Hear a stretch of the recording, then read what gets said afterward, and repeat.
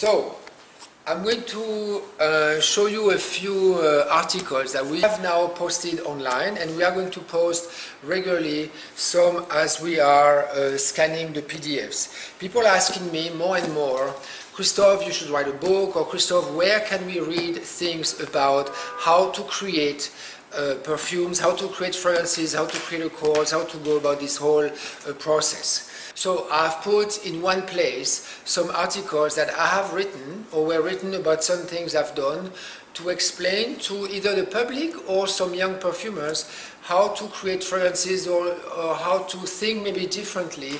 And I think they are very informative as to how a perfumer in fact thinks about creating a new piece of a new accord, for instance, or creating a whole project.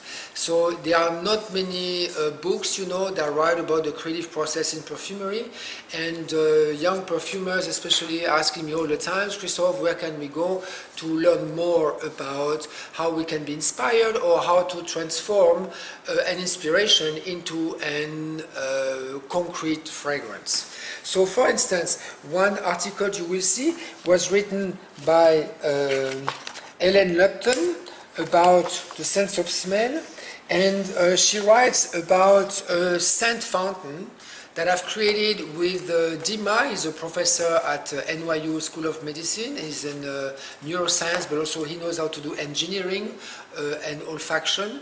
And we've created an invisible scent fountain. So imagine you have like a little stand, and out of it, invisibly, you have a flow of air coming out, scented, and you can smell like you would push on a water fountain. You can smell, and here you have volatile Marilyn coming out. It's an homage to Marilyn Monroe.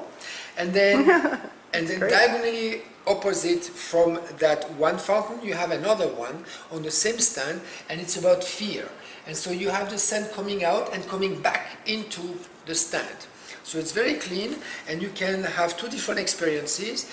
What the Cooper Hewitt Museum, which is the museum who is exhibiting this piece of art till about mid-October 2018, that is. And by the way, this museum is part of the Smithsonian from Washington, D.C., and that's the one branch in New York City. It's the Design Museum of the Smithsonian.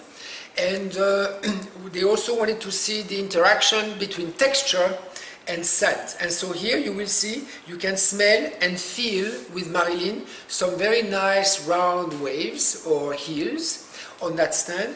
And then with fear you have more some like a spiky surface. And then you can associate, you will see how the brain associates a texture and a smell. And Ellen explained very well all this kind of interaction between the different senses. Also, I will post what Ellen here wrote, the instructions that I always give when I have a scent exhibit. And we have now 6 instructions. We will also post them online. You will see one of them being forget about coffee beans. It's the biggest BS in perfumery.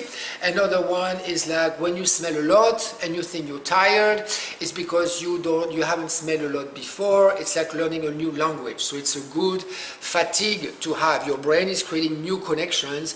It's not that scenting or smelling is bad for the brain. On the contrary, you are exercising your brain. Smelling is good gymnastic, good aerobic for the brain.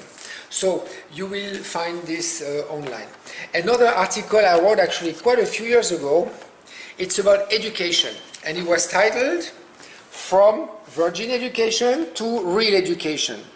And I talk how the movie project, about the book and the film by Suskind, how this was a perfect example to educate the public around the world about the artistry of perfumery and how we can do smells that have nothing to do with smells that you would wear or smells that you could find in a normal perfumery store.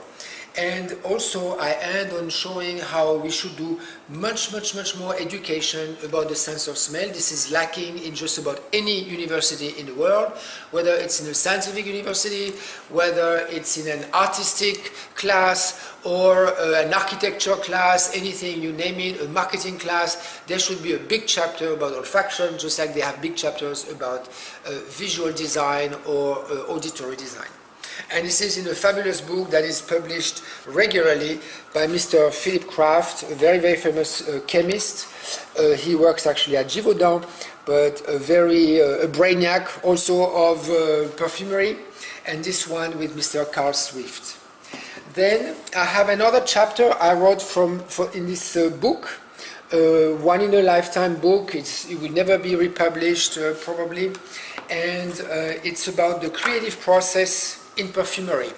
So it's one of the very first chapters I've ever written about perfumery, and after many years of teaching and doing a lot of lectures, whether it's to fashion students or to the public in general or to the World Economic Forum, to CEOs, and I gathered in there some of the principles, if we want to call them that way, because I think it's not like you have rules or principles to create perfumery at all, on the contrary, but some ideas or ways to think about how to create a fragrance, how to start from an inspiration, or not to start from anything, or etc., etc. And so I think that would be I think it's enlightening for students to read this, and usually it broadens the mind and the way we create in perfumery. And then finally, we will post also an article from this humongous book by a humongous chef. His restaurants were rating several times best restaurants in the world. The chef is Heston Blumenthal, who has his development kitchen and his main restaurant in Bray, next to Windsor, in the large neighborhood of London. And in this book, you will see a few examples of smells and scents that I've created for his dishes. So sometimes it's just to spray in the air around the guests. Sometimes it's to come out of a centerpiece in the table as you're pouring liquid nitrogen.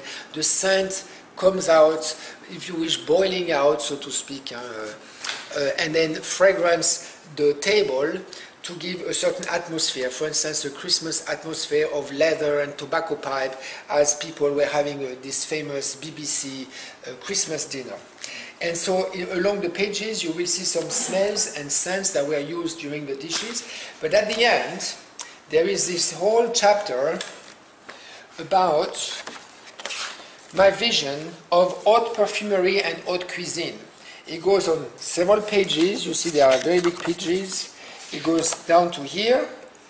And this is where I was trying to show how perfumers should be inspired by the know-how of chefs. One of them, for instance, being aging. We don't use really aging in perfumery to create new dimensions.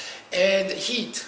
So what happens, and I've done some experiments and I know you can do some interesting things, what happens when you mix certain ingredients that are heat compatible, and this is actually the timer of the eggs that are on the cooker right now, as we are next to a kitchen, and what you can hear right now.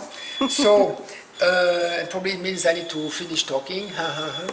But and the other thing, I wanted to show chefs how they should be inspired by what we know in perfumery. We use many ingredients in a recipe.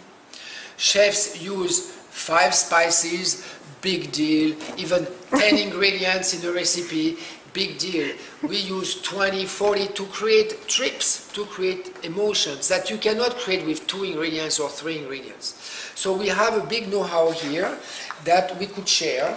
And the bottom line is that actually when chefs and perfumers work in the same kitchen or in the same perfumery lab, within 2 minutes they understand each other. We understand dosages, we understand the way of working. It's just we collaborate very little at a very high-end level, which would be to have a fully equipped kitchen inside a perfumery lab and to have a fully equipped perfumery lab inside a kitchen. By the way, a lot of fragrance ingredients, including patchouli, sandalwood, hedione, ambretolide, you can eat. So we should have many more roller coaster rides also in restaurants thanks to all these ingredients. So one day that will come. So voila, so these are articles that are posted online, and to try to gather a little library of how to in perfumery, in a modern perfumery. So I hope you enjoy them, you get inspired, and you create the next surprises that even for us perfumer, we need more surprises from other people. Okay, so voilà. So, là, you can extract.